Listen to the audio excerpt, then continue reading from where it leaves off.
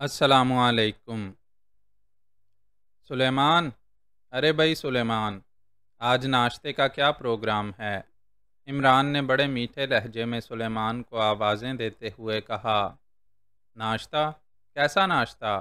آج تو تنخواہ کی وصولی کا دن ہے، اس لیے آپ کو ناشتہ نہیں مل سکتا، سلیمان نے دروازے پر نمودار ہوتے ہوئے کہا۔ اس کے چہرے پر کرختگی کے آثار نمایاں تھے۔ تنخواہ کی وصولی کا دن؟ کہاں سے وصولی کرنی ہے؟ تنخواہ جلدی بتاؤ۔ آج کل تو بڑی کڑکی کے دن ہیں، عمران نے چونکتے ہوئے کہا۔ ہاں، اب تو کڑکی کے دن آئیں گے۔ آپ نے اب تک بڑے مزے کیے ہیں، کڑکی سنا سنا کر مجھے ٹالتے رہے ہیں، لیکن رات میں نے یونین کے سامنے حلف اٹھایا ہے کہ صبح اپنی ساری تنخواہ وصول کروں گا، سلیمان نے سر ہلاتے ہوئے بڑے طنزیہ لہجے میں کہا۔ یونین کے سامنے حلف اٹھایا ہے؟ ارے یہ یونین کہاں سے ٹپک پڑی؟ عمران نے آنکھیں پھاڑتے ہوئے پوچھا۔ دیکھیے صاحب، میری پچھلی 8 سال کی تنخواہ شرافت سے میرے ہاتھ پر دھر دیجئے، اور آئندہ 8 سال کی تنخواہ ایڈوانس، کل 16 سال کی بات ہے، سلیمان نے لہجے کو سخت بناتے ہوئے کہا۔ تیری عمر ہے 16 سال؟ واہ کیا لفظ کہے ہیں، 16 سال! بھائی یہ لفظ سن کر ہی ناشتہ ہو گیا، کیا راضی ہو گئی ہے؟ عمران نے آخری الفاظ بڑے رازدارانہ انداز میں کہے۔ کون راضی ہو گئی ہے؟ سلیمان نے چونکتے ہوئے کہا۔ وہی 16 سال والی۔ ارے ظالم، کہاں سے ڈھونڈ نکالی اس قحط کے زمانے میں؟ عمران نے ڈھیٹ عاشقوں کے سے لہجے میں کہا۔ اچھا تو آپ اس چکر میں ہیں؟ میں کسی لڑکی کی بات نہیں کر رہا، 16 سال کی تنخواہ کی بات کر رہا ہوں، سلیمان نے غصہ سے آنکھیں نکالتے ہوئے کہا۔ یار کچھ بھی ہو، جب 16 سال کی ہے تو چاہے اس کا نام تنخواہ ہو یا الاؤنس، مجھے منظور ہے، بس ہونی 16 سال کی چاہیے، عمران نے ہونٹوں پر زبان پھیرتے ہوئے کہا۔ آپ یوں نہیں مانیں گے، کیا خیال ہے دوں ہڑتال کا تحریری نوٹس؟ سلیمان نے پینترا بدلتے ہوئے کہا۔ بغیر تحریری نوٹس کے نہیں مانتی یار، یہ زبانی کام ہی رکھو، تحریر وحریر وغیرہ کا چکر چھوڑو۔ اچھا یہ بتاؤ وہ بھنگن تو نہیں جس سے کل تم باتیں کر رہے تھے وہی ہوگی؟ یار ذوق تو تمہارا اچھا ہے، بھنگن ہے تو کیا ہوا، کما کر کھلائے گی، جھاڑو ہی اٹھانا پڑے گا نا، عمران نے یوں آنکھ مارتے ہوئے کہا جیسے اس کی ساری عمر عاشقی کرتے ہی گزر گئی ہو۔ اوہ، آپ نے کہاں سے دیکھ لیا؟ دیکھیے عمران صاحب، یہ تانکا جھانکی اچھی بات نہیں ہے۔ ارے ہاں، آپ نے تو ابھی ناشتہ نہیں کیا، میں ابھی لایا ناشتہ، سلیمان نے گھبرائے ہوئے لہجے میں کہا، اور پھر تیزی سے مڑ کر دروازے سے غائب ہو گیا، اور عمران بے اختیار مسکرا دیا، اسے معلوم تھا کہ اب تگڑا سا ناشتہ مل جائے گا، ورنہ سلیمان نے رلا رلا کر ناشتہ دینا تھا، کیونکہ جب بھی عمران دیر سے اٹھتا تھا سلیمان اسے یہی سزا دیتا تھا، اور آج تو اسے ویسے بھی کافی دیر ہو گئی تھی، کام کاج تو تھا نہیں، اس لیے وہ جان بوجھ کر آنکھیں بند کیے پڑا رہا تھا۔ سلیمان کے جاتے ہی عمران نے میز پر پڑا ہوا اخبار اٹھا لیا، اور ابھی وہ اس کی سرخیوں پر نظریں دوڑا ہی رہا تھا کہ پاس پڑے ہوئے ٹیلی فون کی گھنٹی بج اٹھی، اور عمران نے برا سا منہ بناتے ہوئے ریسیور اٹھا لیا۔ جامن بھائی، کھجور بھائی، فروٹ والے، عمران نے برا سا منہ بناتے ہوئے کہا۔ نہ ہی آج کل جامن کا موسم ہے اور نہ کھجور کا، پھر تمہیں یہ دونوں چیزیں کہاں سے یاد آ گئیں؟ دوسری طرف سے سر سلطان نے ہنستے ہوئے کہا۔ اگر یہ نام موسم کے مطابق نہیں تو پھر سیب بھائی، ناشپاتی بھائی ہی سے صحیح، کسی طرح آپ تو راضی ہو جائیں، عمران نے جواب دیا۔ دیکھو عمران، اب تمہیں مذاق کرنے کا بھی سلیقہ نہیں رہا، سیب بھائی تو ٹھیک ہے، لیکن ناشپاتی بھائی کی بجائے ناشپاتی بہن کہو، تب بات بنتی ہے، سر سلطان نے ہنستے ہوئے کہا۔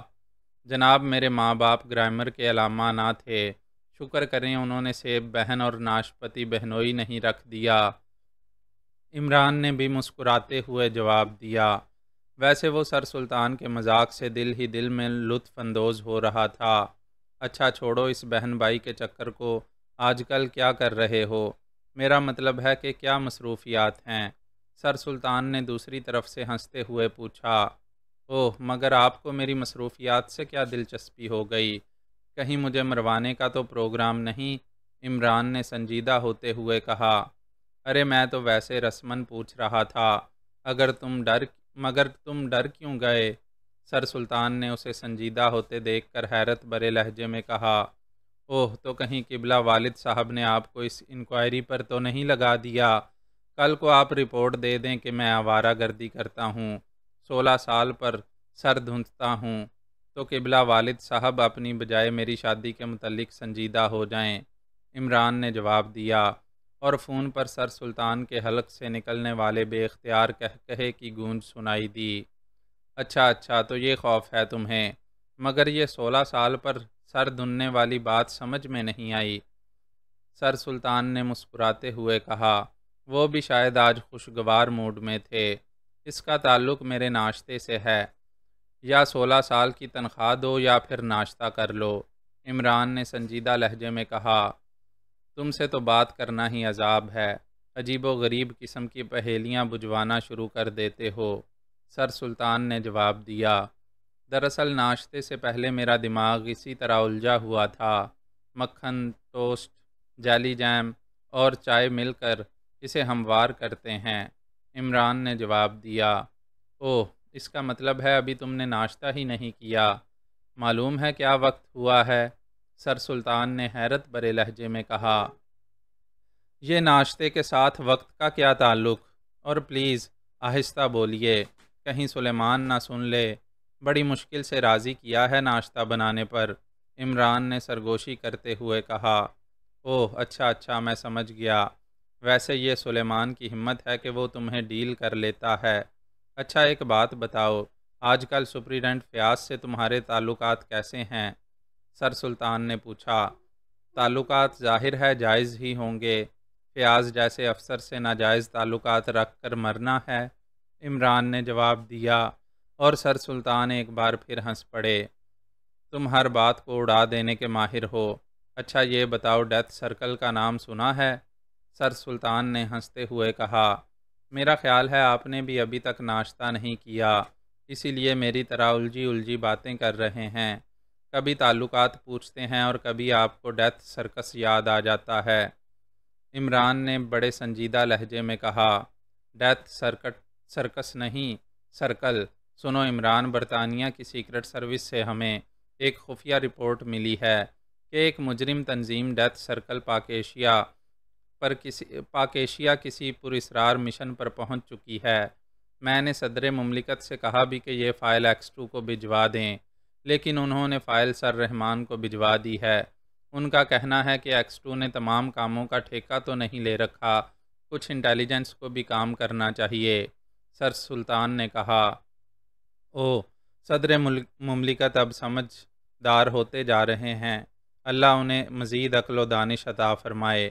ویسے آپ نے تو ہمیں پھنسانے کے لیے پورا زور لگایا ہوگا، عمران نے سر ہلاتے ہوئے کہا۔ عمران بیٹے، مجھے معلوم ہے کہ فیاض کس ٹائپ کا آدمی ہے، اور سر رحمان سمجھتے ہیں کہ فیاض دنیا کا سب سے بڑا جاسوس ہے۔ اب یہ تو مجھے معلوم ہے کہ اگر تم اس کی امداد نہ کرو تو سر رحمان کو فیاض کی اصل قابلیت کا اندازہ ہو جائے، اس لیے بجائے اس کے کہ فیاض تمہارے پیچھے بھاگتا پھرے، کیوں نہ کیس براہ راست تمہیں ہی بھجوا دیا جائے۔ سر سلطان نے کہا، آپ کو سپر فیاض کے بارے میں غلط فہمی ہے، وہ زبردست جاسوسی صلاحیتوں کا حامل ہے۔ مجھ سے تو بس ازراہ عنایت امداد کے لیے کہہ دیتا ہے تاکہ میری ریہرسل ہوتی رہے، ورنہ فارغ بیٹھے بیٹھے میں کند ذہن ہو جاؤں گا۔ عمران نے جواب دیا، چلو اسی طرح صحیح، بہرحال میں نے تمہیں اطلاع دینے کے لیے فون کیا تھا۔ فائل کے مطابق مجرم پاک ایشیا میں پہنچ چکے ہیں، اس لیے میں چاہتا ہوں کہ تم فیاض کی امداد کرو یا نہیں، کیس حل ہونا چاہیے، ایسا نہ ہو کہ ہم کوئی نقصان اٹھا بیٹھیں۔ سر سلطان نے سنجیدہ لہجے میں کہا، آپ بے فکر رہیں، میں فیاض کی پوری امداد کروں گا، آخر میں نے اس سے فلیٹ کا سابقہ کرایہ معاف کرانا ہے۔ عمران نے ہنستے ہوئے کہا، اور پھر اس سے پہلے کہ عمران کچھ کہتا، سر سلطان نے ریسیور رکھ دیا۔ ان کا مقصد حل ہو گیا تھا اور ظاہر ہے وہ مزید وقت کیسے ضائع کر سکتے تھے۔ تو ڈیتھ سرکل فیاض صاحب ڈیل کر رہے ہیں، عمران نے بڑبڑاتے ہوئے کہا۔ ڈیتھ سرکل، یہ کون سے کھانے کا نام ہے؟ اچانک سلیمان کی آواز سنائی دی اور عمران چونک پڑا۔ سلیمان میز پر ناشتے کا سامان لگا رہا تھا۔ ارے تمہیں نہیں پتہ، سوئیوں کو کہتے ہیں۔ واہ بھئی واہ، اتنے بڑے باورچی ہو اور ڈیتھ سرکل کا پتہ نہیں۔ عمران نے طنزیہ لہجے میں کہا۔ دیکھیے صاحب، مجھ سے مذاق نہ کیا کیجیے، کہاں سوئیاں اور کہاں ڈیتھ سرکل؟ اس کا مطلب ہے کہ آپ ہر عید پر ڈیتھ سرکل کھاتے ہیں، سلیمان نے بڑبڑاتے ہوئے کہا، اور پھر تیزی سے ٹرالی دھکیلتا واپس چلا گیا۔ اچھا بھائی، مجھے ناشتہ کرنے دو، پھر میں تم سے بات کروں گا، اور ابھی تو مجھے سپر فیاض کی امداد بھی کرنی ہے، عمران نے سر ہلاتے ہوئے کہا، اور پھر ناشتے پر جھپٹ پڑا۔ جب تک ناشتہ مکمل ہوا، عمران سپر فیاض کی امداد کا مکمل پروگرام تیار کر چکا تھا، اس لیے ناشتے سے فارغ ہوتے ہی اس نے ٹیلی فون کا ریسیور اٹھایا اور سپر فیاض کے دفتر کے نمبر گھمانے شروع کر دیے۔ Superintendent Fayaz of Central Intelligence Bureau. رابطہ قائم ہوتے ہی دوسری طرف سے فیاض کی کڑک دار آواز سنائی دی، اور پھر عمران نے پروفیسر گوش بن کر اسے یہ اطلاع دی کہ الپائن کلب میں غیر ملکی جرائم کی باتیں کر رہے ہیں، اور ساتھ ہی ڈیتھ سرکل کی طرف بھی اشارہ کر دیا۔ اور جب عمران نے ریسیور رکھا تو اس کے چہرے پر شرارت ناچ رہی تھی۔ اس نے فیاض کو اس عمارت کا پتہ بتا دیا تھا جہاں آج کل مغربی جرمنی کا ٹیکنیکل وفد ٹھہرا ہوا تھا۔ یہ وفد انجینئروں کا تھا اور حکومت پاک ایشیا کی خصوصی درخواست پر بھیجا گیا تھا تاکہ وہ جام نگر ڈیم میں پیدا ہونے والی خرابیوں کو دور کر سکے، اور عمران جانتا تھا کہ فیاض ان انجینئرز پر بغیر سوچے سمجھے چڑھ دوڑے گا، اور اس کا جو انجام ہوگا وہی دیکھنے کے قابل ہوگا۔ فون بند کرتے ہی وہ تیزی سے اٹھا اور پھر دوڑتا ہوا ڈریسنگ روم میں داخل ہو گیا۔ اس نے جلدی کپڑے تبدیل کرنے شروع کر دیے۔ وہ دراصل جلد از جلد اس عمارت تک پہنچنا چاہتا تھا تاکہ سپر فیاض کی درگت بنتے اپنی آنکھوں سے دیکھ لے۔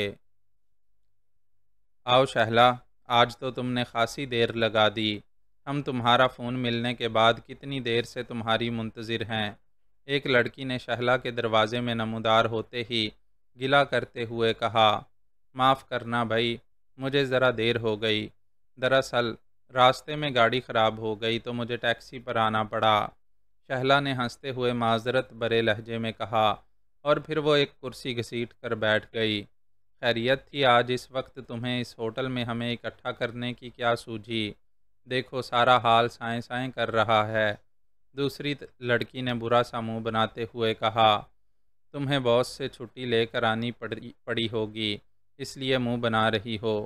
آج میں نے سوچا کہ آپ کو اپنی دوستی کا ایک خوبصورت تحفہ دوں، شہلا نے ہنستے ہوئے جواب دیا۔ تحفہ؟ کیسا تحفہ؟ چاروں لڑکیوں نے چونک کر اشتیاق آمیز لہجے میں کہا۔ ہے ایک تحفہ، ایسا تحفہ کہ تم تمام عمر اسے نہ بھول سکو گی، شہلا نے جواب دیا۔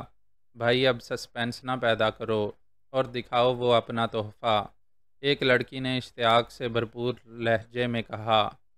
دوستو بات یہ ہے کہ آج کل یورپ کے اعلیٰ طبقے میں ایک پراسرار مشروب رواج پا رہا ہے، لیکن چونکہ یہ مشروب انتہائی قیمتی ہے، اس لیے سوائے ان لوگوں کے جو اسے حاصل کرنے کی استطاعت رکھتے ہیں، باقی بیچارے تو اس کے حصول کی حسرت میں ہی زندگی گزار دیتے ہیں۔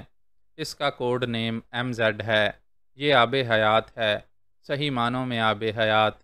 میں نے یہاں آتے ہوئے اس کی ایک شیشی بڑی مشکلوں سے حاصل کی تھی تاکہ اپنی عزیز ترین سہیلیوں کو اس کا مزہ چکھا سکوں، اور میں نے اس نایاب اور قیمتی ترین مشروب کے لیے آپ کو منتخب کیا ہے، شہلا نے بڑے پراسرار لہجے میں کہا، اور چاروں لڑکیوں کی آنکھیں مسرت اور اشتیاق سے چمکنے لگیں۔ ارے اب دکھاؤ بھی صحیح، یا کسی اچھے سیلز مین کی طرح تعریفیں ہی کرتی رہو گی، ایک لڑکی نے چمکتے ہوئے لہجے میں کہا۔ کہیں یہ منشیات ٹائپ کی تو کوئی چیز نہیں؟ دوسری نے کچھ سوچتے ہوئے کہا۔ منشیات؟ ارے کیسی باتیں کر رہی ہو، اس کا منشیات سے کیا تعلق؟ البتہ اگر تم جوانی کو بھی منشیات میں شامل کر لو تو پھر البتہ اسے بھی منشیات میں شامل کیا جا سکتا ہے۔ اس کا کوڈ نیم تو MZ ہے، البتہ عرف عام میں اسے مشروب جوانی کہتے ہیں۔ شہلا نے جواب دیا۔ اچھا اچھا، اب پیش بھی کرو، تم نے تو اچھا خاصا ہمیں سسپینس میں ڈال دیا ہے۔ باقی دو لڑکیوں نے برا سا منہ بناتے ہوئے کہا۔ ویٹر، شہلا نے انہیں جواب دینے کی بجائے ایک طرف کھڑے ہوئے ویٹر سے مخاطب ہو کر کہا۔ یس میڈم، ویٹر نے قریب آ کر مؤدبانہ لہجے میں کہا۔ بھائی شاعری لے آؤ، دیکھ نہیں رہے کس وقت سے ٹیبلیں خالی پڑی ہیں؟ شہلا نے مسکراتے ہوئے کہا۔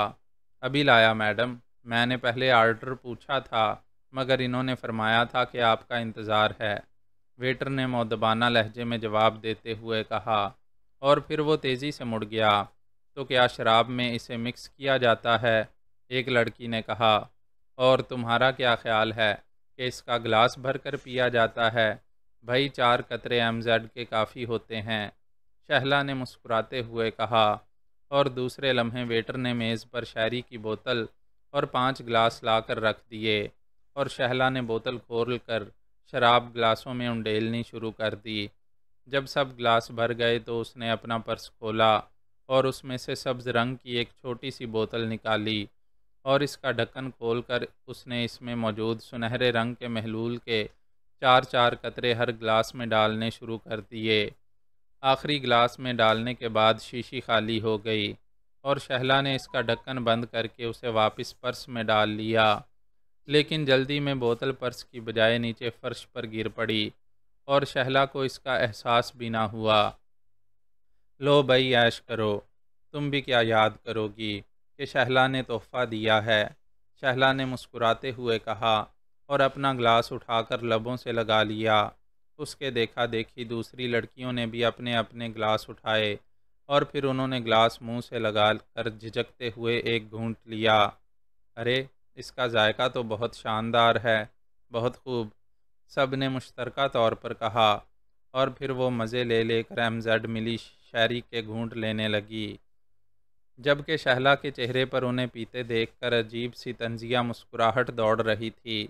جیسے جیسے وہ چاروں لڑکیاں مشروب پیتی گئیں، ان کے چہروں پر حیرت کے ساتھ ساتھ انجانی مسرت کے تاثرات ابھرتے چلے گئے۔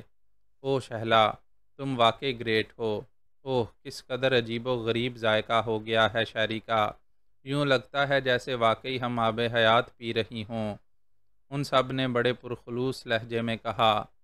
شہلا بھی مزے لے لے کر شاعری پی رہی تھی، لیکن اس کا چہرہ نارمل تھا، وہ شاید پہلے سے اس مشروب کی عادی تھی۔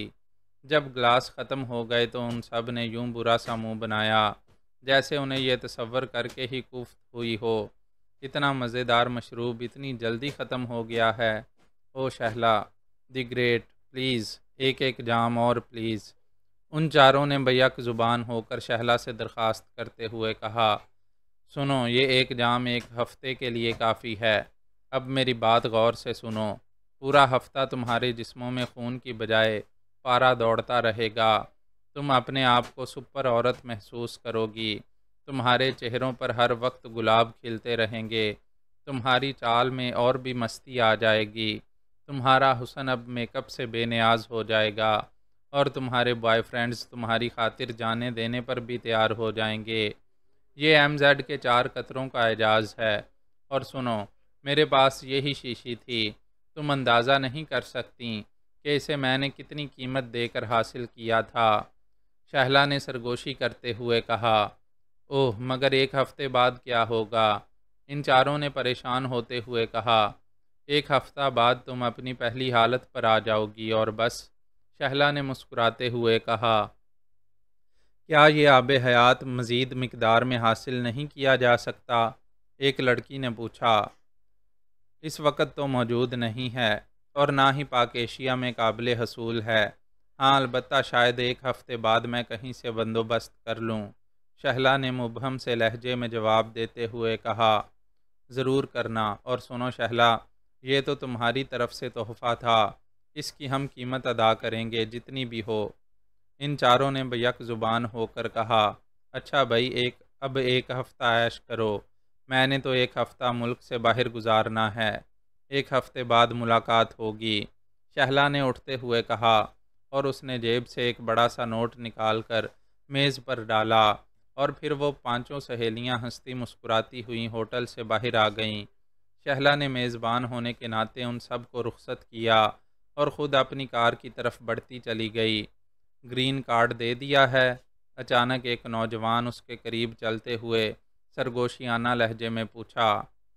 ہاں دے دیا ہے ٹونی، اب تم نے ان کی نگرانی کرنی ہے، شہلا نے مسکراتے ہوئے جواب دیا۔ تم فکر نہ کرو، میرے آدمی ان کے پیچھے ہیں، اس نوجوان نے کہا، اور پھر تیز تیز قدم اٹھاتا آگے بڑھتا چلا گیا۔ شہلا نے اپنی کار کا دروازہ کھولا اور دوسرے لمحے کار کو چلاتی ہوئی ہوٹل کمپاؤنڈ سے باہر نکلتی چلی گئی۔ اس کے چہرے پر شیطانی مسکراہٹ تیر رہی تھی۔ اسے معلوم تھا کہ ڈیتھ سرکل کا آغاز ہو گیا ہے اور اب پاک ایشیا اس چکر سے کبھی باہر نہ نکل سکے گا۔ فیاض جیپ دوڑاتا ہوا شاہی روڈ کی طرف بڑھا چلا جا رہا تھا، جہاں پروفیسر گھوش کے مطابق الپائن کلب تھا، اور اس کلب میں ڈیتھ سرکل کے مجرموں نے ڈیرا جمایا ہوا تھا۔ جیسے جیسے جیپ آگے بڑھتی چلی جا رہی تھی، اس کا ذہن ہواؤں میں دوڑتا چلا جا رہا تھا۔ وہ تصور ہی تصور میں سر رحمان کے چہرے پر داد و تحسین کے آثار دیکھ رہا تھا، اور ساتھ ہی ساتھ سر رحمان کا لہجہ بتا رہا تھا کہ وہ اپنے پہلے سلوک پر فیاض سے بے حد شرمندہ ہیں، اور پھر ساتھ ہی صدر مملکت کی طرف سے تعریفی سرٹیفکیٹ، اور پھر ڈپٹی ڈائریکٹر انٹیلیجنس کے عہدے پر ترقی۔ غرض یہ کہ وہ اس وقت مکمل طور پر شیخ چلی بنا ہوا تھا، اور دل ہی دل میں اس اجنبی پروفیسر گھوش کو دعائیں دے رہا تھا، جس نے بیٹھے بٹھائے سارا کیس ہی حل کر دیا تھا۔ 10 مسلح سپاہی پچھلی جیپ میں آ رہے تھے، اور فیاض نے اپنے ریوالور کو تھپتھپایا، کیونکہ بہرحال وہ بین الاقوامی مجرم تھے، وہاں مقابلہ بھی ہو سکتا تھا۔ تھوڑی دیر بعد اس کی جیپ شاہی روڈ پر پہنچ گئی، اور پھر اسے دور سے ہی وہ ایک منزلہ پیلی عمارت نظر آ گئی۔ یہ عمارت اپنی ظاہری حیثیت سے ایک عام سی رہائش گاہ نظر آ رہی تھی، لیکن اب یہ بات تو صرف فیاض ہی جانتا تھا کہ اس عمارت میں اس کا روشن مستقبل موجود ہے۔ اس نے تیزی سے جیپ عمارت سے ذرا فاصلے پر روکی، اور پھر اچھل کر نیچے اتر آیا۔ سپاہیوں والی جیپ بھی رک گئی، اور پھر مسلح سپاہی بھی نیچے آ گئے۔ اس عمارت کو چاروں طرف سے گھیر لو، کوئی آدمی یہاں سے باہر نہ نکلنے پائے، اگر کوئی نکل گیا تو تم سب لوگوں کو گولی مار دوں گا، فیاض نے بڑے سخت لہجے میں انہیں ہدایت دیتے ہوئے کہا۔ آپ بے فکر رہیں جناب، ان سب نے سر جھکاتے ہوئے کہا، اور پھر وہ تیزی سے دوڑتے ہوئے عمارت کے گرد پھیلتے چلے گئے، جبکہ ایک انسپکٹر فیاض کے ساتھ کھڑا رہ گیا۔ انسپکٹر رانا، آؤ میرے ساتھ، اور سنو، پوری طرح محتاط رہنا، بین الاقوامی مجرم ہیں یہ، فیاض نے بڑی بڑی مونچھوں والے انسپکٹر سے مخاطب ہو کر کہا۔ جناب آپ بے فکر رہیں، انسپکٹر رانا کے سامنے بین الاقوامی مجرم بھیڑیں بن جاتے ہیں، انسپکٹر رانا نے اپنی بڑی بڑی مونچھوں کو تاؤ دیتے ہوئے کہا، اور فیاض نے ہولسٹر سے ریوالور نکالا اور پھر اکڑتا ہوا تیزی سے عمارت کے گیٹ کی طرف بڑھتا چلا گیا۔ گیٹ بند تھا۔ سپر فیاض نے کال بیل پر اپنا انگوٹھا رکھا اور اس وقت تک اسے دبائے رکھا جب تک پھاٹک کی ذیلی کھڑکی ایک جھٹکے سے نہ کھلی۔ کیا مصیبت ہے؟ کون ہے؟ اندر سے کسی نے بڑے غصیلے انداز میں بڑبڑاتے ہوئے کہا، اور دوسرے لمحے ایک لمبا تڑنگا نوجوان باہر نکل آیا۔ اس کے چہرے پر سخت غصے کے تاثرات موجود تھے، لیکن اپنے سامنے باوردی افراد کو دیکھ کر اس کا غصہ جھاگ کی طرح بیٹھتا چلا گیا۔ فرمائیے جناب، اس نوجوان نے، جس نے دربانوں جیسی یونیفارم پہنی ہوئی تھی اور کاندھے سے بندوق لٹکائی ہوئی تھی، بڑے مؤدبانہ لہجے میں کہا۔ انٹیلیجنس، سپر فیاض نے منہ کو پوری طرح ٹیڑھا کرتے ہوئے کہا۔ اوہ اچھا، فرمائیے۔ نوجوان انٹیلیجنس کا لفظ سن کر اور زیادہ دبک گیا۔ اندر کون کون ہے؟ فیاض نے پوچھا۔ سب ہیں جناب، آپ نے کس سے ملنا ہے؟ نوجوان نے کہا۔ ابے ایک طرف ہٹ، اب ہم تم جیسی چڑی ماروں کو بتائیں گے کہ ہم نے کس سے ملنا ہے، ہم نے سب سے ملنا ہے۔ اچانک انسپکٹر رانا نے اسے بازو سے پکڑ کر ایک طرف دھکیلتے ہوئے کہا، اور شاید فیاض اسی انتظار میں تھا کہ انسپکٹر رانا ایسے الفاظ کہے۔ چنانچہ جیسے ہی انسپکٹر نے یہ ڈرامہ کیا، وہ تیزی سے آگے بڑھا اور کھڑکی سے ہوتا ہوا عمارت میں داخل ہو گیا۔ انسپکٹر رانا بھی لپک کر اندر داخل ہوا اور اس نے اپنے طور پر زبردست عقل مندی کی کہ دربان کے اندر آنے سے پہلے کھڑکی بند کر کے اس کی کنڈی لگا دی، اور پھر وہ ریوالور نکالے فیاض کے پیچھے لپکا، جو بڑے اکڑے ہوئے انداز میں لان کے اس حصے کی طرف بڑھا چلا جا رہا تھا جہاں 10 کے قریب غیر ملکی ایک میز کے گرد بیٹھے، میز پر کوئی نقشہ بچھائے آپس میں بحث میں الجھے ہوئے تھے۔ ان میں سے کسی کی توجہ بھی فیاض یا انسپکٹر رانا کی طرف نہ تھی، وہ سب نقشے پر جھکے ہوئے تھے۔ ہینڈز اپ، خبردار، اگر کسی نے حرکت کی تو گولی مار دوں گا، فیاض نے قریب جا کر دھاڑتے ہوئے لہجے میں کہا، اور وہ سب یوں اچھلے کے کرسیوں سے گرتے گرتے بچے۔ ان کی نظروں میں فیاض اور انسپکٹر رانا کو دیکھ کر شدید حیرت کے آثار ابھر آئے تھے۔ اپنے ہاتھ اٹھاؤ الو کے پٹھے، کیا تم نے سپرنٹینڈنٹ صاحب کا حکم نہیں سنا؟ انسپکٹر رانا نے انہیں گمسم دیکھ کر چیختے ہوئے کہا، کون ہو تم؟ اور یہ ریوالور؟ اور ان میں سے ایک نے جو ادھیڑ عمر کا تھا حیرت برے لہجے میں کہا، میں کہتا ہوں ہاتھ اٹھاؤ ورنہ گولیوں سے سینے چھلنی کر دوں گا۔ فیاض نے حلق کے بل چیختے ہوئے کہا، مگر کیوں؟ آخر بات کیا ہے؟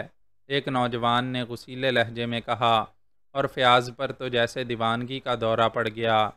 تم حکم نہیں مانتے، بحث کرتے ہو؟ فیاض نے غصے سے ناچتے ہوئے کہا، اور دوسرے لمحے اس نے ٹریگر دبا دیا اور ایک زوردار دھماکے کے ساتھ ساتھ اس نوجوان کے حلق سے چیخ نکلی اور وہ اچھل کر زمین پر جا گرا۔ گولی اس کے بازو کو چھیلتی ہوئی نکل گئی تھی۔ یا تو فیاض نے جان بوجھ کر نشانہ ہی ایسے انداز کا لیا تھا، اور پھر یا نشانہ غلط ہو گیا تھا۔ بہرحال اس کا یہ اثر ہوا کہ ان سب نے گھبرا کر اپنے ہاتھ اونچے کر لیے اور وہ بے اختیار اٹھ کر کھڑے ہو گئے تھے۔ اب ان کے چہروں پر خوف کے تاثرات نمایاں ہو گئے تھے۔ انسپکٹر، میں انہیں کور کیے ہوئے ہوں، تم باقی عمارت کا جائزہ لو، اور کوئی ہو تو اسے بھی پستول کی نال پر یہاں لے آؤ، اور سنو، اگر کوئی غلط حرکت کرے تو بے شک گولی مار دینا، اور سنو، باقی سپاہیوں کو بھی اندر بلا لو۔ فیاض نے چیختے ہوئے انسپکٹر رانا کو ہدایات دیں، اور انسپکٹر رانا تیزی سے ریوالور لہراتا ہوا عمارت کی طرف دوڑ پڑا۔ آخر تم کون ہو اور یہ کیا کر رہے ہو؟ شاید کوئی غلط فہمی ہوئی ہے، اسی ادھیڑ عمر نے بات کرنے کی کوشش کرتے ہوئے کہا۔ خاموش رہو بڈھے، اب بولو گے تو منہ پر گولی مار دوں گا۔ غلط فہمی؟ میں بتاتا ہوں تمہیں تمہاری غلط فہمی۔ فیاض بھلا ان کی بات کہاں سنتا تھا؟ اس نے غصے سے چیختے ہوئے جواب دیا، اور ادھیڑ عمر غیر ملکی ہونٹ بھینچ کر خاموش ہو رہا۔ اس کے ساتھیوں نے بھی ہونٹ بھینچے ہوئے تھے۔ فیاض یوں چوکنے انداز میں کھڑا تھا جیسے اگر ان میں سے کسی نے ذرا سی بھی حرکت کی تو وہ گولی چلا دے گا۔ اور پھر تھوڑی دیر بعد انسپکٹر رانا 10 سپاہیوں سمیت دوڑتا ہوا وہاں پہنچا۔ سپاہیوں نے اپنی مشین گنیں ان غیر ملکیوں کی طرف تان لیں، اور فیاض نے انہیں مشین گنوں کے گھیرے میں دیکھ کر مسکراتے ہوئے ریوالور واپس ہولسٹر میں ڈال لیا۔ وہ ریوالور اٹھائے اٹھائے واقعی تھک گیا تھا۔ انسپکٹر رانا، پہلے احتیاط سے ان کی تلاشی لو، اور خیال رکھنا یہ بین الاقوامی مجرم ہیں۔ فیاض نے انسپکٹر رانا سے مخاطب ہو کر کہا، تمہیں غلط فہمی ہوئی ہے آفیسر، ہم۔ اسی ادھیڑ عمر نے ایک بار پھر بولنے کی کوشش کی۔ شٹ اپ، اب اگر زبان کھولی تو میں زبان کاٹ دوں گا۔ فیاض نے اسے ایک بار پھر بولتے دیکھ کر غصے سے چیختے ہوئے کہا۔ انسپکٹر رانا نے بڑے پھرتیلے انداز میں ان کی باری باری تلاشی لینی شروع کر دی، لیکن کسی کے پاس بھی کسی قسم کا کوئی اسلحہ برآمد نہ ہوا، حتیٰ کہ چاقو تک ان کی جیبوں میں موجود نہ تھا۔ جناب، یہ بالکل خالی ہیں، انسپکٹر رانا نے برا سا منہ بناتے ہوئے کہا۔ اوہ، بڑے دلیر مجرم ہیں، بغیر اسلحے کے دندناتے پھر رہے ہیں، انہیں ہتھ کڑیاں لگا لو، فیاض نے کہا، اور سپاہیوں نے آگے بڑھ کر زبردستی ان سب غیر ملکیوں کے ہاتھوں میں ہتھ کڑیاں پہنا دیں۔ ہاں ہاں، اب سر رحمان کو پتہ چلے گا کہ فیاض کیا چیز ہے، اور اس نے کس طرح ڈیتھ سرکل کے مجرموں کو 1 گھنٹے کے اندر گرفتار کر لیا ہے۔ فیاض نے بے اختیار کہکہا مارتے ہوئے کہا، آفیسر، تم نے جو کچھ کیا ہے اس کے نتائج تمہارے اور تمہارے ملک کے لیے انتہائی بھیانک نکلیں گے۔ ہم اپنے ملک کے معزز شہری ہیں، مجرم نہیں، اور ہم یہاں تمہارے ملک کی درخواست پر آئے ہیں۔ ایک نوجوان نے انتہائی غصیلے لہجے میں کہا، ابے چپ کرو چڑی مار کی اولاد، ہر مجرم یہی کہتا ہے، اب گرفتار ہو گئے ہو تو معصوم بنتے ہو۔ فیاض کی بجائے انسپکٹر رانا نے اس نوجوان کو بری طرح ڈانٹتے ہوئے کہا، انسپکٹر، پوری عمارت کی تلاشی لو، یقیناً ان کے پاس خفیہ کاغذات اور اسلحہ ہوگا، جلدی کرو۔ فیاض نے انسپکٹر رانا سے مخاطب ہو کر کہا، بہتر باس، انسپکٹر رانا نے جواب دیا، اور پھر وہ چند سپاہیوں کو لے کر عمارت کی طرف بڑھ گیا۔ آخر تم بتاتے کیوں نہیں کہ تم کون ہو اور ہمیں کس جرم میں تم نے گرفتار کیا ہے؟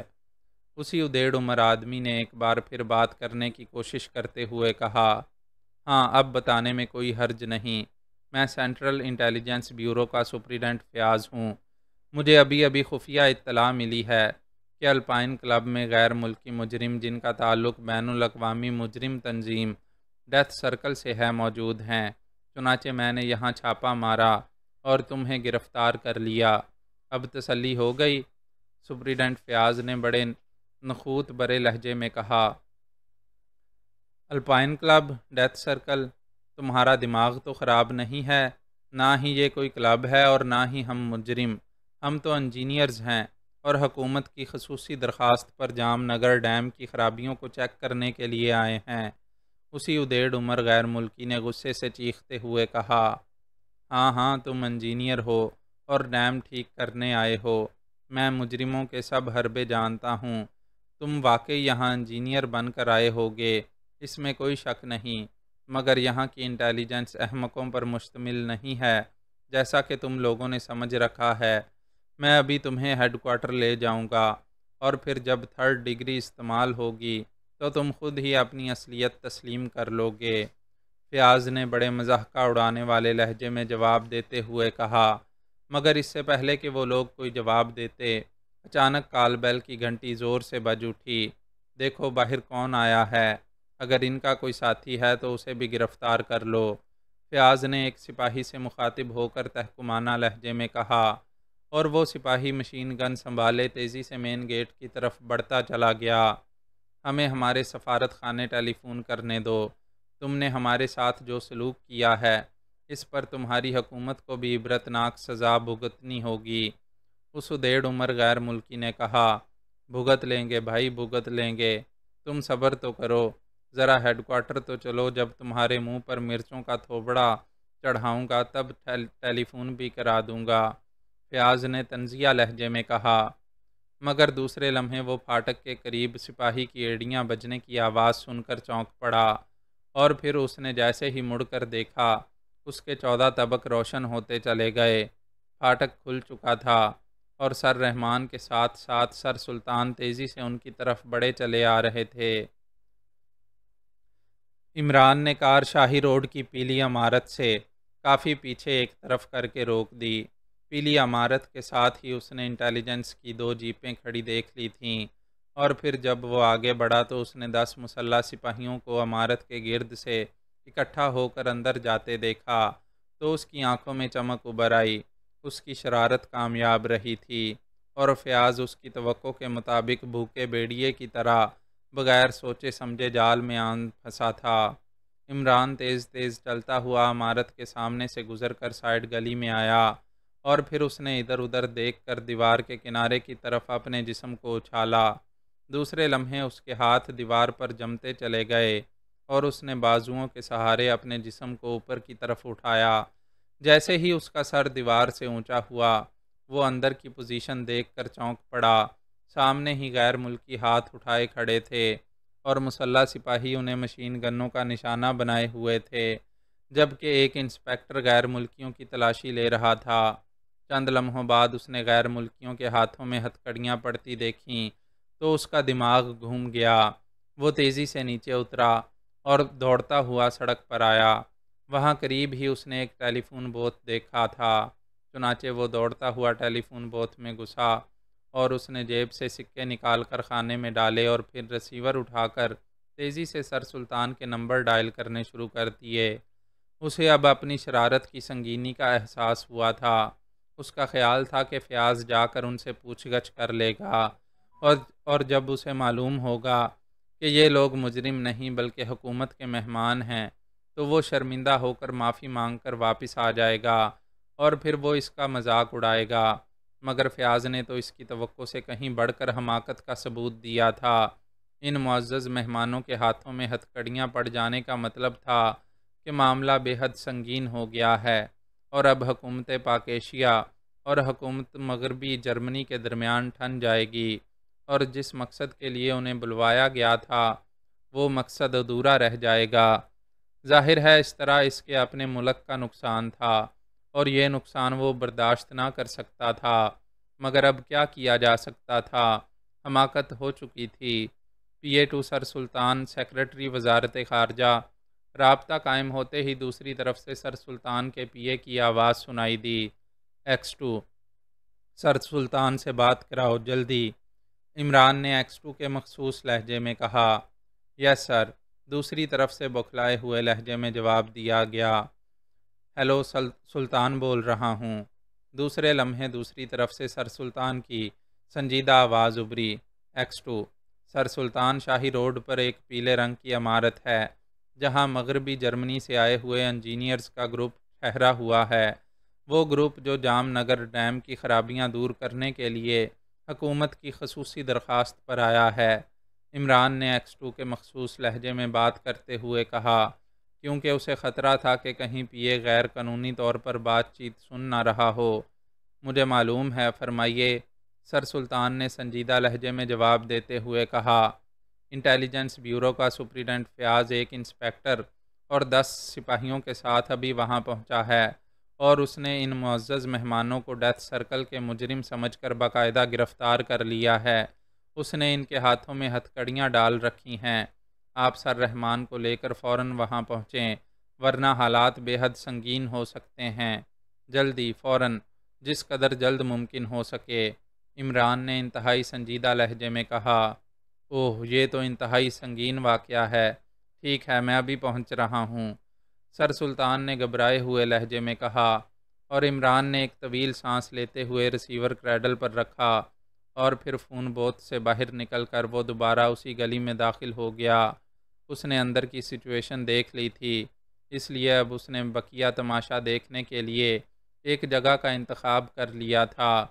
ظاہر ہے وہ سر سلطان کے ساتھ اندر نہیں جا سکتا تھا کیونکہ لازماً سر رحمان بھی ساتھ ہوں گے۔ گلی کے آخری سرے پر پہنچ کر وہ دائیں طرف مڑا۔ یہاں ایک درخت کافی گھنا اور اونچا تھا۔ اس نے اس درخت پر مورچہ لگانے کا فیصلہ کیا تھا۔ یہاں سے وہ نہ صرف اندر ہونے والے تمام واقعات آسانی سے دیکھ بھی سکتا تھا بلکہ وہ لوگ اتنے قریب موجود تھے کہ وہ آسانی سے ان کے درمیان ہونے والی گفتگو بھی سن سکتا تھا۔ چنانچہ اس نے ادھر ادھر کسی کو نہ پا کر وہ تیزی سے درخت پر چڑھتا چلا گیا۔ چونکہ جہاں تک درخت کا خالی تنا تھا اتنی اونچائی کی دیوار تھی، اور جہاں دیوار کی اونچائی ختم ہوتی تھی وہاں سے درخت کی شاخیں شروع ہو جاتی تھیں۔ اسے چیک کر لیے جانے کا بھی خطرہ نہ تھا، اس لیے وہ اطمینان سے اوپر چڑھتا چلا گیا اور پھر ایک دو شاخہ پر اس نے قدم جما کر باقاعدہ نشست بنا لی۔ اب وہ درخت کے گھنیرے پتوں اور شاخوں میں مکمل طور پر چھپا ہوا تھا، جبکہ وہ آسانی سے اندر کی سچویشن دیکھ سکتا تھا۔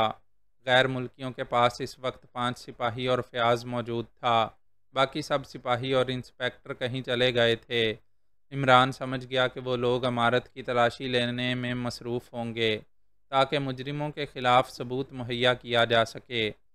فیاض کا چہرہ مسرت سے کھلا پڑ رہا تھا، آنکھوں میں فتح و کامیابی کی چمک تھی۔ ہاں ہاں، تم انجینئر ہو اور ڈیم ٹھیک کرنے آئے ہو، میں مجرموں کے سب حربے جانتا ہوں، تم واقعی یہاں انجینئرز بن کر آئے ہوگے، اس میں کوئی شک نہیں۔ مگر یہاں کی انٹیلیجنس احمقوں پر مشتمل نہیں ہے جیسا کہ تم لوگوں نے سمجھ رکھا ہے۔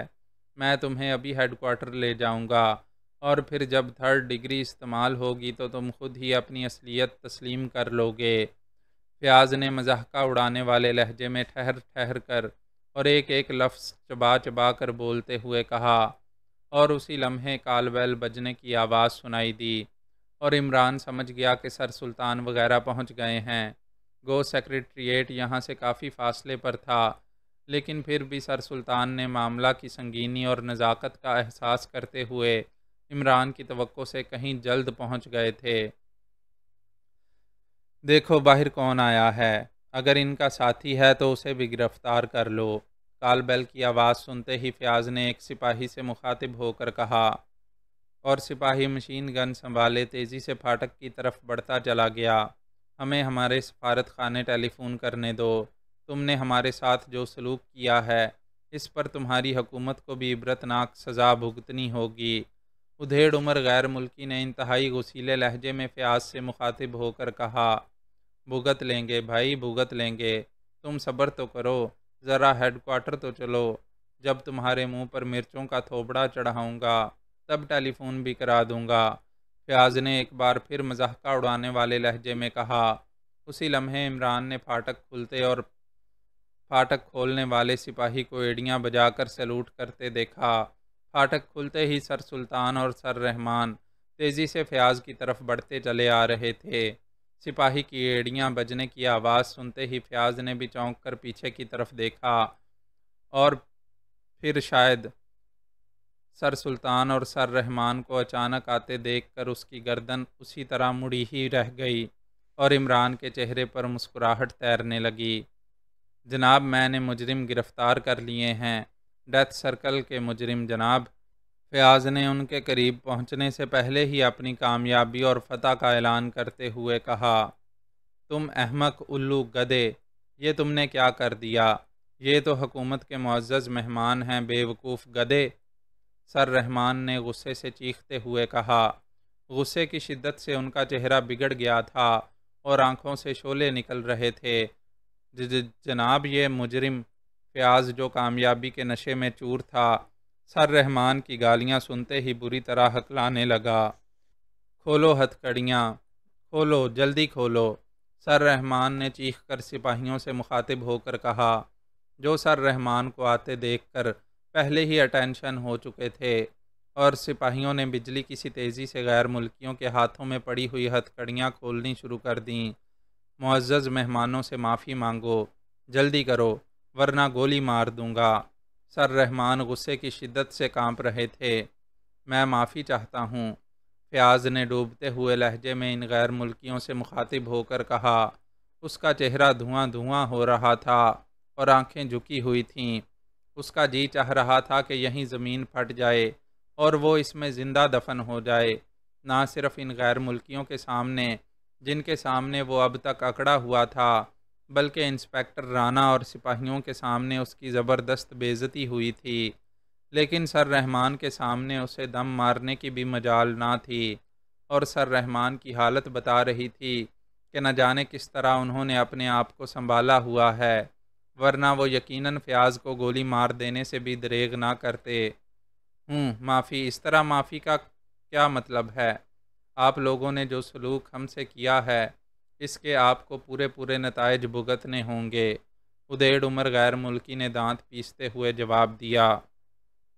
جاؤ، دفع ہو جاؤ، دور ہو جاؤ میری نظروں سے، سر رحمان نے غصے کی شدت سے زمین پر پیر مارتے ہوئے فیاض سے کہا، اور فیاض ایک جھٹکے سے واپس مڑا اور پھر تیزی سے پھاٹک کی طرف بڑھتا چلا گیا۔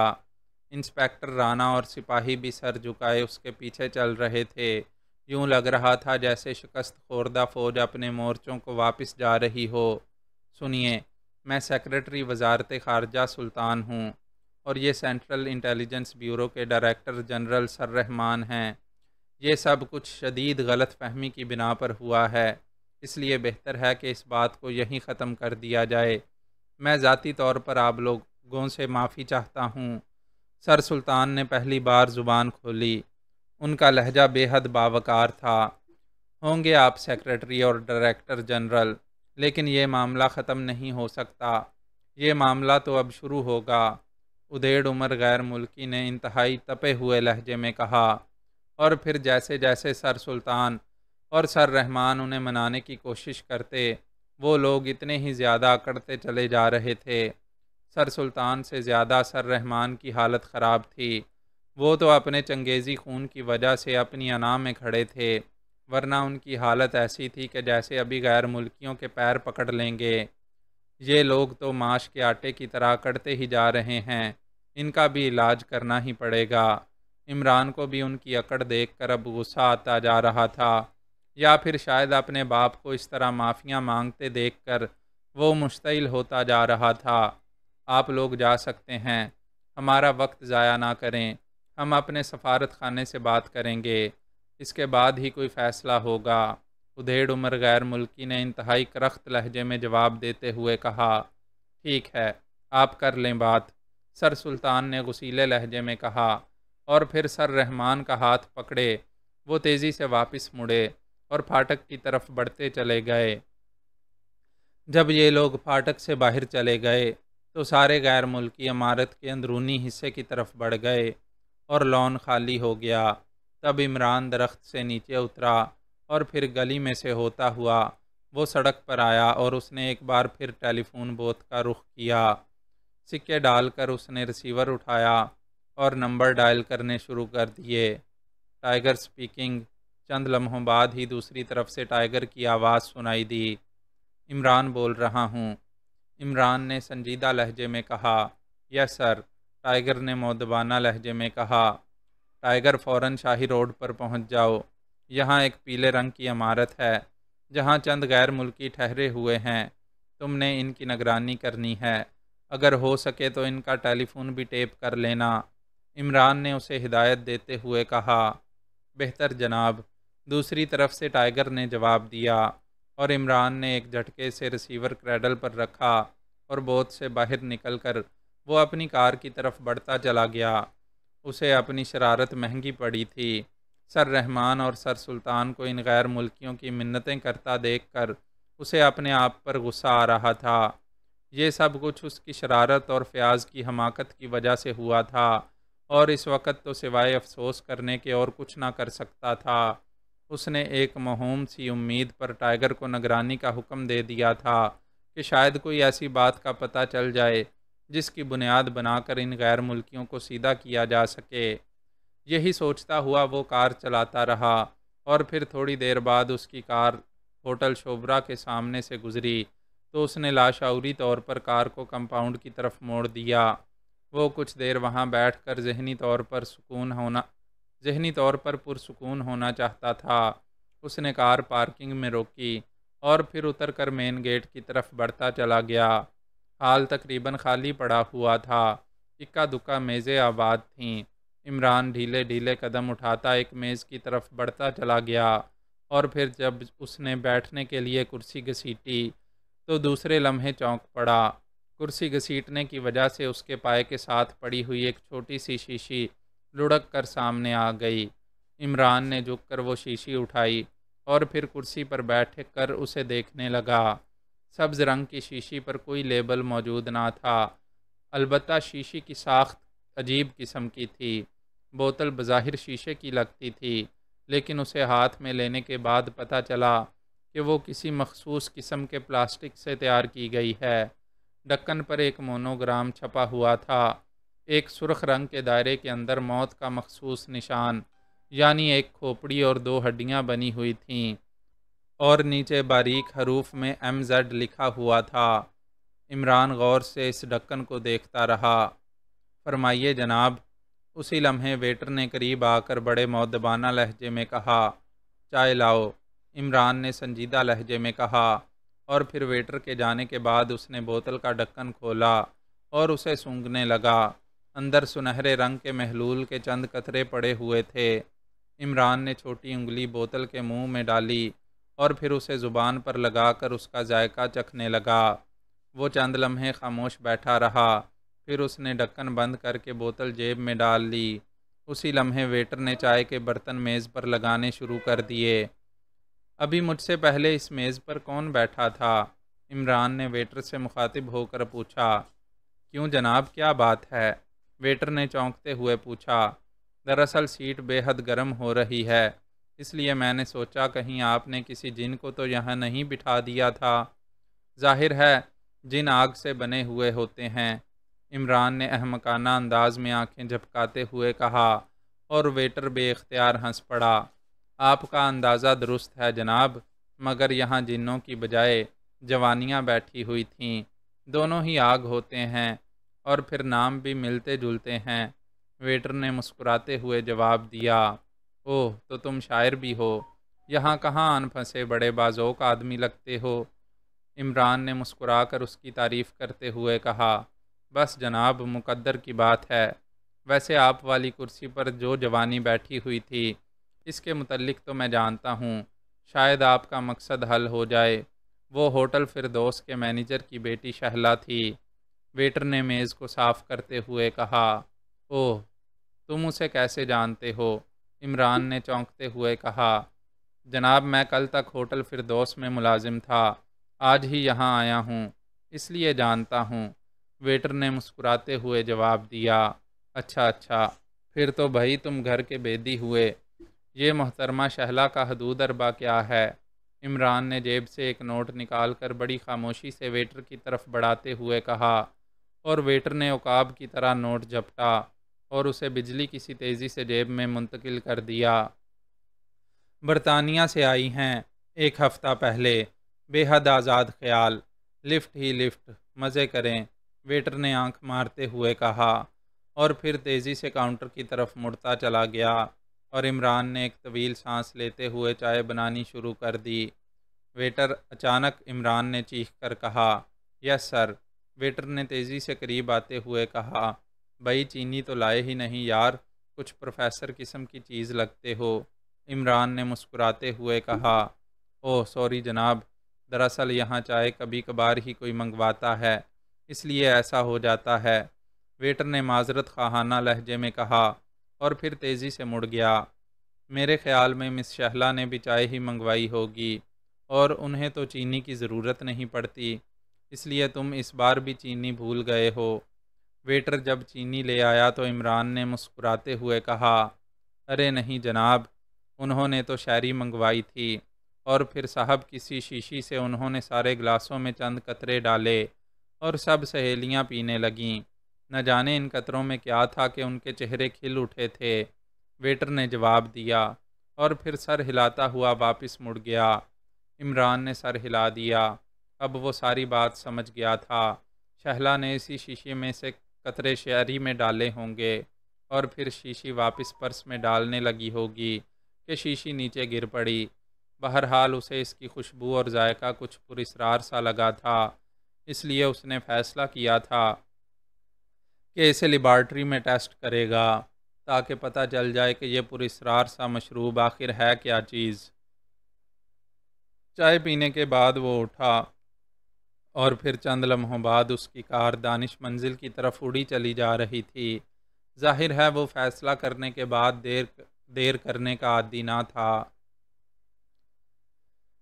ٹیلی فون کی گھنٹی اچانک بج اٹھی تو کرسی پر بیٹھے ہوئے نوجوان نے چونک کر ریسیور اٹھا لیا۔ راجر اسمتھ اسپیکنگ، نوجوان نے سنجیدہ لہجے میں کہا۔ پروفیسر ڈنکن اسپیکنگ، دوسری طرف سے ایک منمناتی سی آواز سنائی دی۔ او پروفیسر ڈنکن، فرمائیے، راجر نے نرم لہجے میں جواب دیتے ہوئے کہا۔ میرا خیال ہے آپ نے مشن کا آغاز کر دیا ہے، پروفیسر نے کہا۔ ہاں پروفیسر، مشن کا آغاز ہو گیا ہے، مس شہلا نے گرین کارڈ جاری کر دیے ہیں، ٹونی ان کی نگرانی کر رہا ہے، مارگریٹ کو مزید سپلائی کے لیے بھیج دیا گیا ہے، 1 ہفتے بعد ریڈ کارڈ ایشو کر دیے جائیں گے، اور پھر کام تیز رفتاری سے شروع ہو جائے گا۔ راجر نے نرم لہجے میں تفصیل بتاتے ہوئے کہا۔ یہ تو ٹھیک ہے، مگر انٹیلیجنس کو تمہارے مشن کا کیسے پتہ چل گیا؟ پروفیسر ڈنکن نے کہا، اور راجر یہ بات سنتے ہی بے اختیار اچھل پڑا۔ یہ تم کیا کہہ رہے ہو؟ ایسا کیسے ہو سکتا ہے؟ راجر نے جواب دیا۔ کیسے ہو سکتا ہے؟ کیا مطلب؟ ہو گیا ہے، انٹیلیجنس بیورو کے سپریڈنٹ فیاض نے ہماری رہائش گاہ پر چھاپہ مارا۔ تمہیں معلوم ہے کہ میں انجینئرز کی ٹیم کے ساتھ حکومت کی دعوت پر یہاں آیا ہوا ہوں۔ اس نے وہاں علل اعلان کہا کہ وہ ڈیتھ سرکل کے سلسلہ میں چھاپہ مار رہا ہے۔ پروفیسر نے جواب دیا، مگر ہم نے تو ابھی ابتدا کی ہے، اور آپ کا تو ہماری تنظیم کے ساتھ کوئی براہ راست تعلق بھی نہیں، پھر وہ وہاں کیسے پہنچ گیا؟ راجر نے جواب دیا۔ اس کے لہجے میں حیرت تھی۔ یہ تو درست ہے کہ میری صرف تمہارے ساتھ دوستی ہے، اور اس لیے مجھے تمہاری یہاں آمد کے بارے میں علم ہے، لیکن اس سپریڈنٹ کو بہرحال کچھ معلوم ہوا تو اس نے چھاپہ مارا۔ گو یہ چھاپہ ناکام رہا، لیکن پھر بھی میں نے ضروری سمجھا کہ تمہیں اطلاع کر دوں تاکہ تم محتاط ہو جاؤ۔ پروفیسر نے کہا، مجھے حیرت ہے کہ ہمارے مشن کی اور گروپ کی اطلاع انٹیلیجنس تک کیسے پہنچ گئی۔ ویسے اب ہمیں مزید محتاط رہنا ہوگا، راجر نے جواب دیا۔ میرا مشورہ تو یہی ہے کہ تم اپنے چیف باس سے بات کر لو اور فی الحال اپنی سرگرمیاں روک لو، آگے تم خود سمجھدار ہو۔ اچھا، بائے بائے، پروفیسر نے کہا، اور اس کے ساتھ ہی رابطہ ختم ہو گیا۔ راجر نے پریشان سے انداز میں ریسیور رکھ دیا۔ اس کی سمجھ میں یہ بات نہ آ رہی تھی کہ انٹیلیجنس بیورو کو ان کی سرگرمیوں کی اطلاع کیسے مل گئی، اور اس نے پروفیسر ڈنکن اور اس کے ساتھیوں پر کیوں چڑھائی کر دی۔ پروفیسر کا مشورہ درست تھا، ابھی ابتدائی سٹیج تھی، سب سے پہلے انٹیلیجنس سے نپٹنا پڑے گا، ورنہ ایم زیڈ پکڑا گیا تو پھر پوری دنیا میں شور مچ سکتا ہے۔ اب یہی صرف مسئلہ تھا ان 4 لڑکیوں کا جنہیں گرین کارڈ جاری کیے جا چکے تھے۔ اب اس کی ایک ہی صورت تھی کہ ان 4 لڑکیوں کو فوری طور پر قتل کرا دیا جائے، تب ہی معاملہ رک سکتا تھا۔ وہ کافی دیر تک بیٹھا سوچتا رہا کہ ایسے معاملہ میں فوری طور پر کیا ایکشن لیا جائے، اور آخر اس نے یہی فیصلہ کیا کہ فوری طور پر کام روک کر پہلے اس سپریڈنٹ سے پتہ کیا جائے کہ اسے ڈیتھ سرکل کے بارے میں کیسے اطلاع ملی، اور پھر اگر ضرورت ہو تو وہ فائل غائب کر کے اور سپریڈنٹ کو ٹھکانے لگانے کے بعد ہی مشن کا آغاز کیا جائے۔ فیاض کی چھان بین کے لیے اس نے شہلا سے کام لینے کا فیصلہ کیا۔ شہلا کی رپورٹ کے بعد ہی مشن کے دوبارہ آغاز کا فیصلہ ہو سکتا تھا، کیونکہ وہ ایم زیڈ کو ہر قیمت پر خفیہ رکھنا چاہتا تھا۔ کافی دیر تک اسی طرح سوچنے کے بعد اس نے فیصلہ کن انداز میں کندھے اچکائے اور پھر ریسیور اٹھا کر نمبر ڈائل کرنے شروع کر دیے۔ Tony speaking. چند لمحوں بعد دوسری طرف سے ٹونی کی آواز ابھری۔ باس بول رہا ہوں، راجر نے سخت لہجے میں کہا۔ اس کا لہجہ بدلا ہوا تھا۔ یس باس۔ ٹونی کا لہجہ یکدم مؤدبانہ ہو گیا۔ گرین کارڈز کی کیا پوزیشن ہے؟ راجر نے پوچھا۔ ان کی مکمل نگرانی ہو رہی ہے۔ ایم زیڈ نے ان پر بے پناہ اثر دکھایا ہے۔ وہ پاگلوں کی طرح مرد ڈھونڈتی پھر رہی ہیں۔ اب تو ان کی حالت پر ان کے والدین بھی چونک پڑے ہیں، لیکن چونکہ لڑکیاں آزاد خیال اور ماڈرن ہیں، اس لیے وہ انہیں روک نہیں سکتے۔ ویسے میرا خیال ہے انہیں ڈوز زیادہ دے دی گئی ہے۔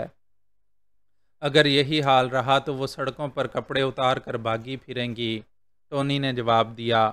ڈوز زیادہ نہیں، دراصل انہوں نے اسے پہلی بار استعمال کیا ہے، اس لیے ان کا یہ حشر ہو رہا ہے، اور یہ بات ہمارے حق میں جاتی ہے کہ ان پر زیادہ سے زیادہ اثر ہو تاکہ وہ ریڈ کارڈز کے لیے ہماری طلب پوری کرنے پر ہر قیمت پر تیار ہو جائیں۔ راجر نے جواب دیا۔ یس باس، ٹونی نے جواب دیا، لیکن اب ایک اور حکم سن لو۔ مشن کو فوری طور پر روکنا ہے، کیونکہ یہاں کی انٹیلیجنس ہمارے راستے پر نکل چکی ہے۔ راجر نے کہا، انٹیلیجنس نکل چکی ہے؟ وہ کیسے؟ انٹیلیجنس کو کیا معلوم؟ ہم نے تو کوئی ایسا اقدام ابھی تک کیا ہی نہیں جس سے کوئی مشکوک ہو سکے، ٹونی نے حیرت بھرے لہجے میں کہا۔ اس بات پر تو مجھے بھی حیرت ہے۔ بہرحال اطلاع غلط نہیں ہو سکتی، اس لیے مشن کو فی الحال تا حکم ثانی روک دیا گیا ہے۔ اب تم ایسا کرو کہ ان 4 لڑکیوں کو ہلاک کر ڈالو تاکہ معاملہ آگے نہ بڑھ سکے۔ جب حالات ٹھیک ہو جائیں گے تو پھر نئے سرے سے شکار ڈھونڈ لیے جائیں گے، راجر نے تحکمانہ لہجے میں کہا۔ ٹھیک ہے جناب، جیسا آپ کا حکم، ٹونی نے جواب دیا۔ سنو، کوشش کرنا کہ کوئی حادثہ ظاہر کیا جا سکے تاکہ پولیس مشکوک نہ ہو، راجر نے ہدایت کرتے ہوئے کہا۔ میں سمجھتا ہوں جناب، ایسا ہی ہوگا، ٹونی نے دوسری طرف سے بااعتماد لہجے میں جواب دیتے ہوئے کہا۔ اوکے، مجھے کام مکمل ہونے کی رپورٹ دے دینا، راجر نے کہا، اور اس کے ساتھ ہی اس نے دوسری طرف سے جواب کا انتظار کیے بغیر کریڈل کو ایک بار پھر دبا دیا اور دوبارہ نمبر ڈائل کرنے شروع کر دیے۔ شہلا سپیکنگ۔ چند لمحوں بعد دوسری طرف سے شہلا کی آواز سنائی دی۔ راجر سپیکنگ، راجر نے کہا۔ اس بار وہ اپنے اصلی لہجے میں بات کر رہا تھا۔ اوہ راجر تم، شہلا نے حیرت بھرے لہجے میں کہا۔ اسے شاید راجر کی اس اچانک کال پر حیرت ہوئی تھی۔ شہلا، ہمارا مشن انٹیلیجنس کی نظروں میں آ گیا ہے، اس لیے باس نے مشن روک دینے کا حکم دے دیا ہے، راجر نے کہا۔ اوہ مگر کیسے؟ شہلا کی حیرت بھری آواز سنائی دی۔ اس کا پتہ تم نے کرنا ہے۔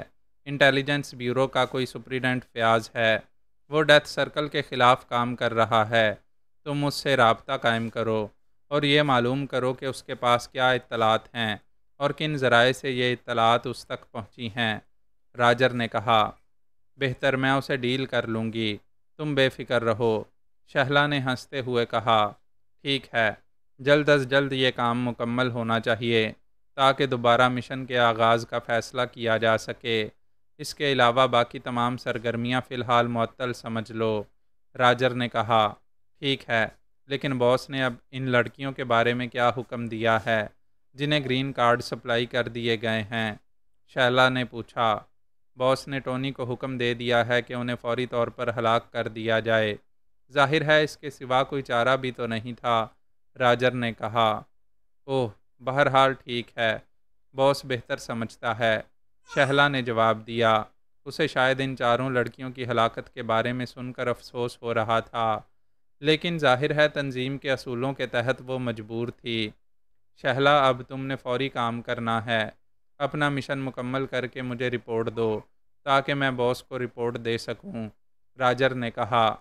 ٹھیک ہے، وہی ٹرنکورا ہوٹل میں ہی رپورٹ دینی ہے نا؟ شہلا نے جواب دیا۔ ہاں وہی، لیکن پوری احتیاط سے کام کرنا۔ اوکے، بائے بائے، راجر نے کہا، اور اس کے ساتھ ہی اس نے ریسیور کریڈل پر ڈال دیا۔